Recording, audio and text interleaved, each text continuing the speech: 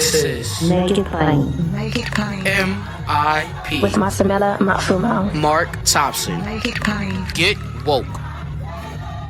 Looking for a fun way to win up to 25 times your money this basketball season? Test your skills on Prize Picks, the most exciting way to play daily fantasy sports. Just select 2 or more players, pick more or less on their projected stats, and place your entry. You could turn $10 into $250. Right now, Prize Picks will match your first deposit up to $100. Just visit prizepicks.com/fan and use code FAN. That's code FAN at prizepicks.com/fan. Must be present in certain states. Visit prizepicks.com for restrictions and details. Do you ever feel like life is a never-ending series of lessons while you try to find purpose, meaning, and answers? I am Vanessa Fontana, the host of Figuring Shit Out, a podcast where we undertake self-help, coming of age, and healing. As I live my 20s in New York City figuring shit out myself, I've realized that if you spend your whole life trying to get your act together, you don't have a life. You have an act. On Figuring Shit Out, every Sunday you get to normalize the journey of not knowing and be guided into living your life with more intention and ease. Once again, folks, our favorite day of the week. It's time for Thursday Coast with the founder of Daily Coast, news you can do something about, the founder of Civics with a Q, and the host of the ever-popular podcast, The Brief, Marcos Melitsas. Marcos, how are you, buddy?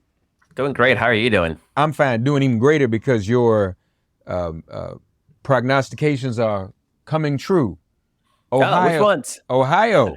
Oh, yeah. And the impact of, and before you get to how, I'm going to share this with you. I was in, my days are running together, last week in Nashville for Justin Jones' reelection, which shouldn't have happened. And Gloria Johnson, who was one of the 3 representatives, she was the only one that they did not vote to expel. Mm-hmm. The white woman. Gloria's a great person.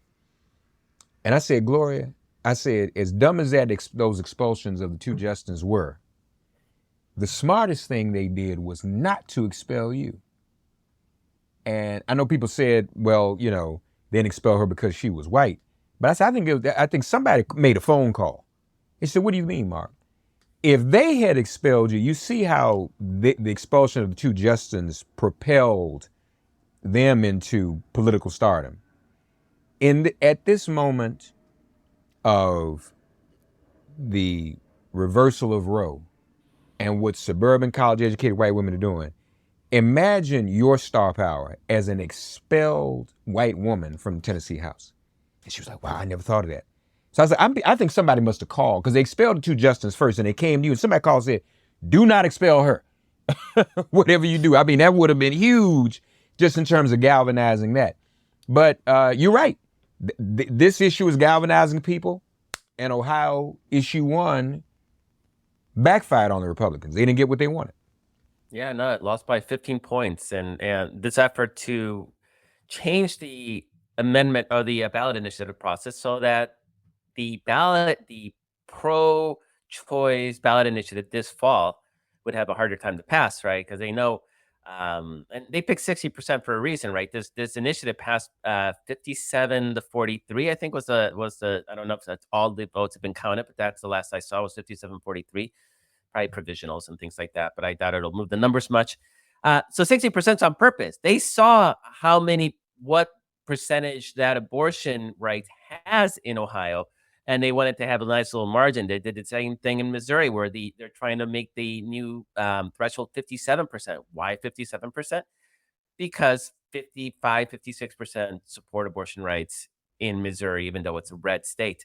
And Mark, we talked about this. I was saying this from, what was it, like 2011. I was saying there's going to be 2 reasons the Democrats are going to do well. And if they do well, I didn't predict they were going to win the election. That would have been fool's errand, would have been political malpractice at the time. But I said, if the Democrats are to compete, if they're to hold the ground in 2022 midterm elections, it's going to be because of 2 reasons. It's going to be because of democracy and the MAGA assault on democracy led by Donald Trump. And it's going to be because the Supreme Court is looking like they're going to do something on Roe v. Wade. I didn't expect them to completely throw it out, right? I thought they'd keep doing the boiling frog metaphor, that they go to maybe like 18 weeks ban and then just keep creeping. And had they done that, Republicans would have won last year. They would have won the midterms. They would have won the Senate. They would have won the solid majority in the House, and we'd be looking at a completely different re-election landscape for Joe Biden heading into next year. Instead, what happens? They galvanize women. They galvanize the liberal vote. Conservatives have been voting on abortion for 50 years. Liberals never had, right? They were complacent. They thought, Supreme Court, it's Chicken Little, it's skies falling, boy who cried wolf. Like, Democrats are just fear mongering. Like, nobody's going to do anything to abortion, and that complacency cost us that right, but it galvanized a whole new generation of voters to become single-minded voters. And this is very critical. The single-minded, single-issue voters is very critical, because if you remember last year, gas prices were high, inflation was high, there was a lot of economic uncertainty. By all means, Joe Biden was at 38% approval rating. By all means, Democrats should have gotten blown out of the water, because the economy, generally speaking, trumps everything. But instead, we have this new generation of single issue abortion rights voters. And by abortion rights, single issue, we all understand that this is broader than even in abortion rights. It's all our privacy rights. It's interracial marriage. It's contraception, access to contraception. It is gender affirming surgery. It's all these rights they're all wrapped up into this right of privacy, right, for us to make our own medical and personal decisions without big government telling us what to do. What a reversal, right? It's such an incredible reversal. Big government. We're now they're the party of big government, trying to say that people can't travel to another state to have an abortion. What kind of dystopian big government operation are they running in the Republican Party these days? And this is what they become. So we won in 2022 because of the assault on democracy and because of abortion rights. And Mark, what's happening right now? The assault on democracy, it is front and center. We're at 3 Trump indictments, and we got another one from Atlanta probably coming. And now we found out there's another grand jury happening in DC. Who knows how many more indictments are coming? That is the assault on democracy front and center, with a big spotlight on it. And abortion. Republicans can't quit the abortion issue. They've spent 15 years saying abortion is murder. The fact that it exists anywhere, it's going to continue to galvanize them into trying to ban it. And because you can't compromise on murder, right? We can't say, all right, so it's okay to murder somebody when they're 18 years old, but when they're 22 years old, we can't murder them anymore. Like, murder is murder. And so they convince themselves that abortion is murder. And so they can't compromise on the issue. They can't back away from the issue. And now they're pushing a national ban. They're pushing these draconian arrest people for crossing state lines to have an abortion laws. And so it is the two issues that cost Republicans the election in 2022 are the same 2 issues we're talking about today, but they're supercharged. And the economy is not where it was last year. It's a whole different world. And so I think Republicans are in for a world of hurt next year, given these trends and assuming they continue. And Ohio just confirmed that nothing has changed. And in fact, to this point, according to Daily Kos elections data, tracking special elections, Democrats are outperforming Biden numbers from 2020 by 7.5 points. So we're doing 7.5 points better than Joe Biden did in 2020. In 2022, that number was 6%.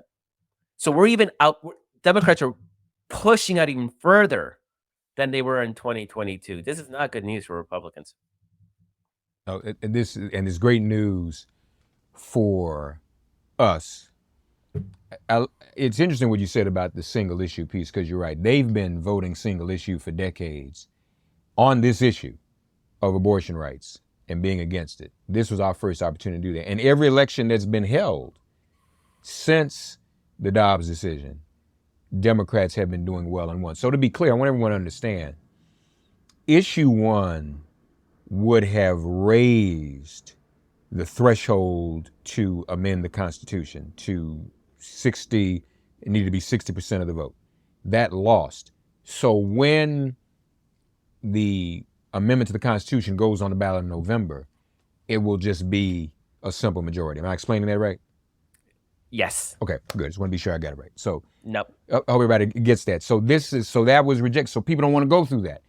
So and just to really tie it into the assault on democracy, there wasn't a ballot initiative in the middle of the summer before to change the Constitution. It was when the abortion measure made it on the ballot, the Republicans in Ohio realized we're going to lose.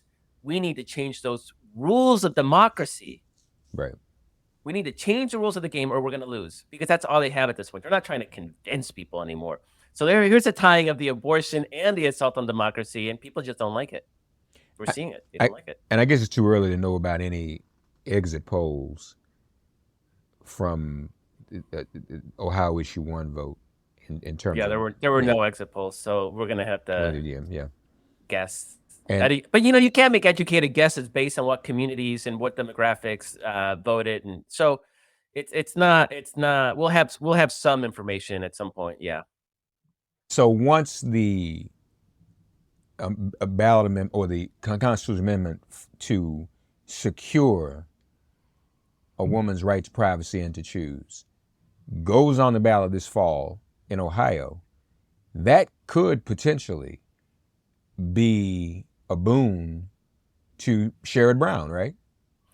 Sherrod Brown's not running till next year. Oh, it's next year. I'm sorry. Okay, that's right. Yeah, What am I thinking? but This is 2023. I apologize. Okay, you're right. There is. I actually wondered about this, Mark, because you actually bring up a good point. Why not wait till next year? And one of the reasons is because it's an important right, and you don't need. There's no reason to wait on fixing. But here's the thing: is that Republicans are making this a national issue, right? They want to nationalize. They want a national ban on abortion. So the strategy is actually quite smart, right? You build by winning Tuesday's vote. So no one, you can't amend the Constitution to make it harder. Then you pass abortion rights in November, and you build momentum, and you build the list. You build people's idea of voting on abortion. Like, this is a critical issue. And then Sherrod Brown next year, his whole campaign for that whole year, I'll tell you right now, it's going to be abortion, abortion, abortion. And for good reason, because the other side is also making it about abortion, and they want to ban it nationwide. And they would want a system that would trump state constitutions. They would want to nationalize abortion. All the talk about state rights before, like, now we know they were full of it, right? I mean, we always knew they were full of it, but now there's like they didn't even last like 2 weeks, right? Immediately the Supreme Court said, okay, let's kick abortion into the states. At that point, all those national Republicans started fighting for a national ban on abortion. So that's going to be Sherrod Brown's campaign, and it's going to be every Democrat's campaign. I mean, why wouldn't it be? And Republicans are they cannot quit the issue, just like they cannot quit Trump. I mean, they could negate this tomorrow. They could absolutely cut off this Democratic campaign tomorrow by saying, you know what, we're done with Trump. Screw it, let's impeach him. And like, let's convict, and so he can't run for office. Let's make it impossible for him to run for office. I don't know if you can even do that, but who knows? But they could come collectively as a party and say, we're going to cut off Donald Trump, and you know what? We are going to leave abortion up to the states, and that would make it a lot tougher for Democrats. But they can't do that. They can't do either of those things. Yeah. Do you ever feel like life is a never-ending series of lessons while you try to find purpose, meaning, and answers? I am Vanessa Fontana, the host of Figuring Shit Out, a podcast where we undertake self-help, coming of age, and healing. As I live my 20s in New York City figuring shit out myself, I've realized that if you spend your whole life trying to get your act together, you don't have a life. You have an act. On Figuring Shit Out, every Sunday, you get to normalize the journey of not knowing and be guided into living your life with more intention and ease. So in terms of the single issues, there are the two issues that you named, you articulated, absolutely. But as I was listening to you, this is very direct, it's clear. Dobbs' decision, up or down, that's pretty black and white, for lack of a better characterization. How do we better get the usurpation of democracy on the ballot, other than just knowing, well, if they win, they're going to usurp democracy? Is there another way? Because as you were talking about that, I was thinking about messaging. How do we make sure? Because let's be honest, okay? This isn't as bad. This isn't as obscure. But remember when, in 2016, what did we say? Supreme Court, Supreme Court, Supreme Court. And people still didn't quite get it. You know, Not at all. Not even close. Yeah, I mean, which was shameful on everybody's part, on all of you part. You didn't get.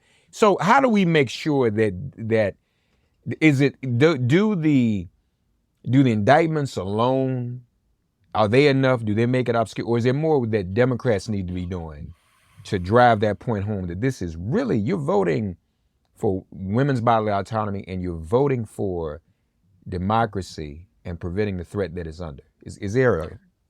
Yeah, I mean, literally the first words out of Joe Biden's campaign announcement was freedom. And so Democrats are really rallying around this idea that Republicans are out to curtail your freedoms, freedom of, bodily autonomy, freedom to choose, freedom to vote. And people malign Joe Biden in 2022 because that was his closing argument, right? He did a whole primetime speech on the Republican assault on democracy, and people are like, "Oh, he just blew it. Everybody should have been talking about the economy, the economy." Of course, it actually ended up being the message that resonated. So a lot of it is just talking about it and centering campaigns around that. As far as putting stuff on ballot initiatives, it's tough. I mean, Florida, we got a ballot initiative passed in Florida, re-enfranchising felons who had lost the right to vote, and how many of them had been allowed back to vote? I think it's a tiny fraction because the state has systematically sabotaged the implementation of that ballot initiative.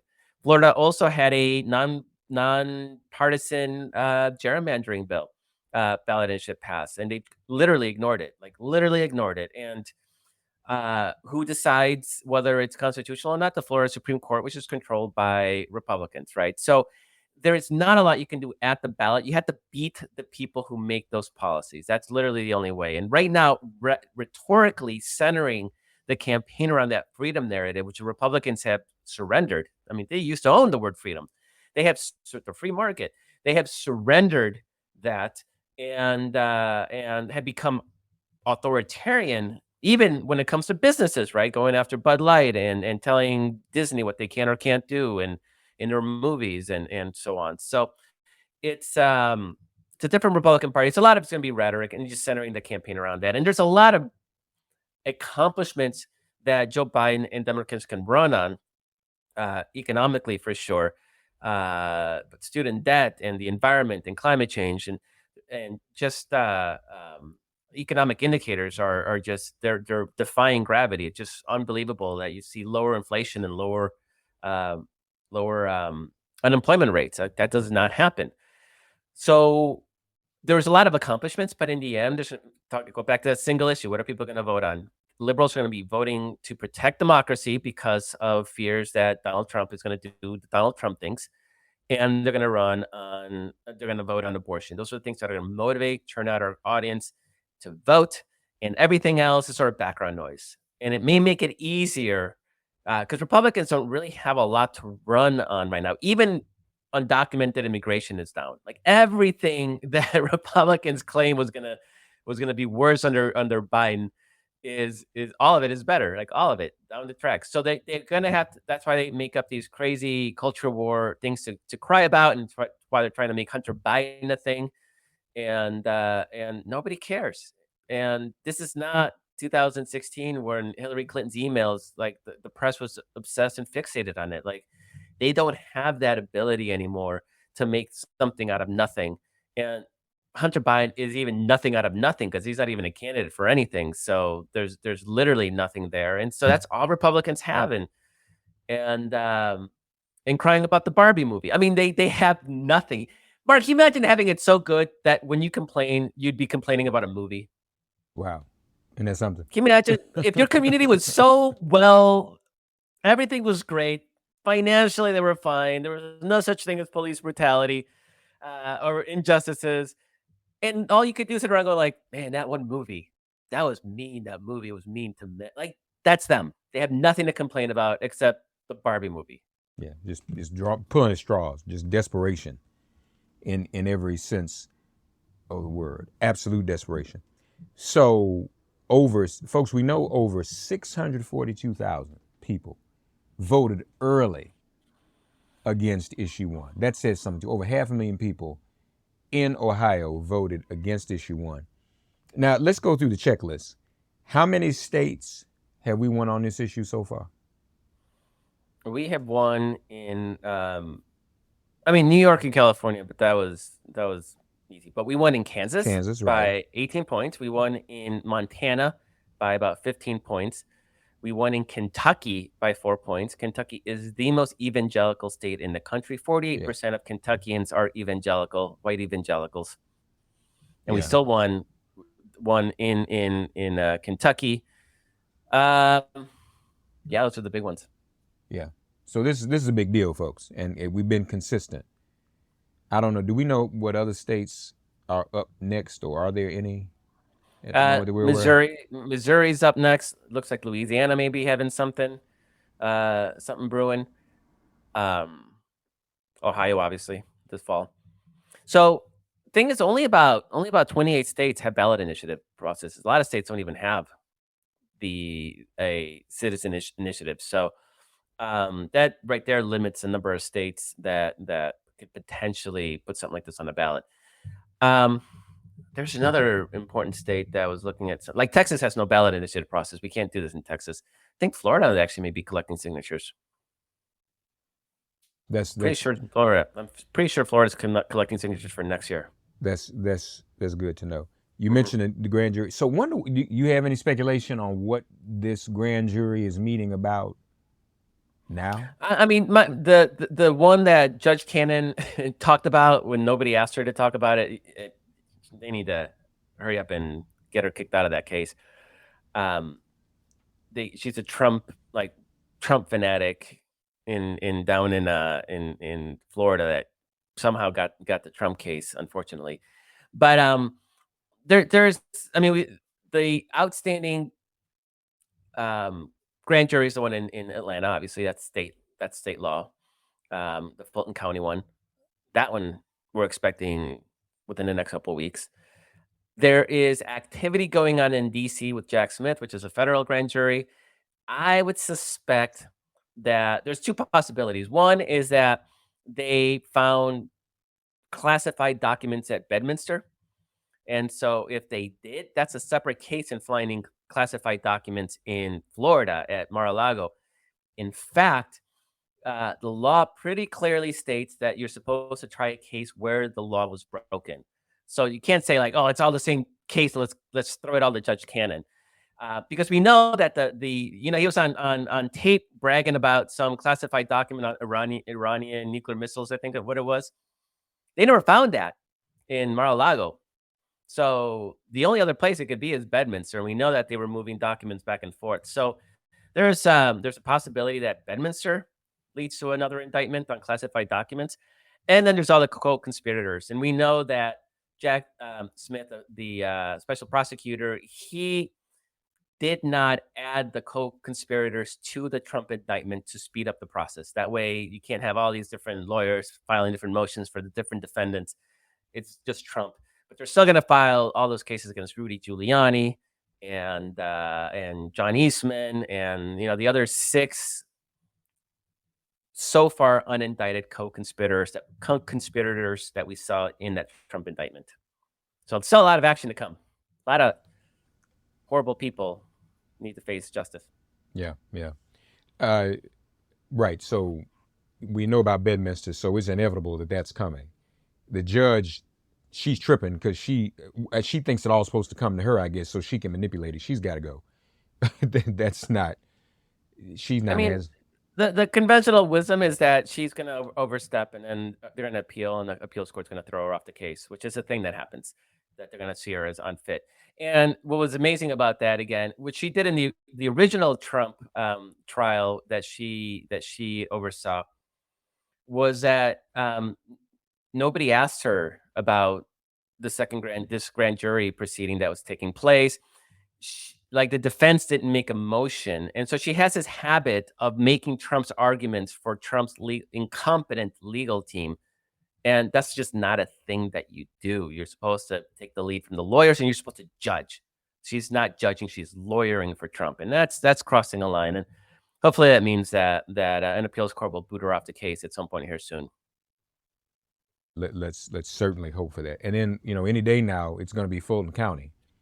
and all the indications are something's going to happen. That's a big one. They're not putting barricades up for nothing. That's state court and state law, and that means that in the horrifying eventuality that Trump or a Republican wins the presidency, you can't pardon a Georgia felony. So this is why that's going to be absolutely critical. And that brings me back to my earlier question in terms of messaging. It's not just a solemn democracy. Folks, do we want to stay home and allow someone to get reelected who clearly, he has one message, one singular issue to get reelected? That's to try to pardon himself and get out of trouble. I mean, I don't think there's a clearer agenda, because there's what policy? He didn't have policy when he was president. Nope. There's no such thing as policy with these people. So he's running for president to avoid prosecution. Yeah. And frankly, all of them are, because if any one of them gets in, they're going to pardon him or do whatever. Mm-hmm. You know, God forbid Joe Biden does that, although I know the pressure will be on him to do it. Oh, he better not. You know, Jimmy Carter commuted some of the Watergate burglars. Yeah. Not a good president. Yeah, so you don't want to do that. Looking for a fun way to win up to 25 times your money this basketball season? Test your skills on Prize Picks, the most exciting way to play daily fantasy sports. Just select 2 or more players, pick more or less on their projected stats, and place your entry. You could turn $10 into $250. Right now, Prize Picks will match your first deposit up to $100. Just visit prizepicks.com/fan and use code FAN. That's code FAN at prizepicks.com/fan. Must be present in certain states. Visit prizepicks.com for restrictions and details. All right, folks. But this is a big victory in Ohio. Let's celebrate that one. On to more victory. We know what we can do if we would just do it. Actually, I was just at the NAACP convention. What's the NAACP saying, folks? When we fight, we win. So let's extend that. When we vote, we win. Yep. And frankly, voting's a little more comfortable than fighting. It's a lot easier. I mean, if you got a choice. I know many of you all wish you were in the fight in Montgomery with the folding chair. You saw what happened in Montgomery, right? Yeah, I did. I just saw there's correlation between a Trump visit and racist violence afterward. And that's something? And Trump had just been there. Yeah. Yeah. And then you pick your fights. So we're going to stop a boat tour from docking. That's our Trumpian resistance. This boat's not docking. It's got too many black people on it.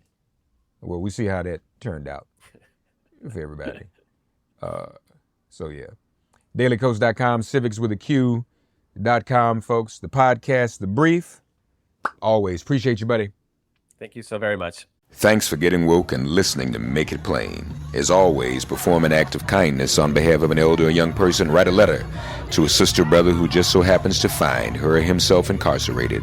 Offer libations to the ancestors upon whose sturdy shoulders we all now stand. And above all, give thanks to the God of your understanding by whatever name you call her and him. All God asks of us is that we give each other love. Thanks for giving MIP love. And please remember to subscribe and give us a 5-star rating. If all hearts and minds are clear, it has been made plain.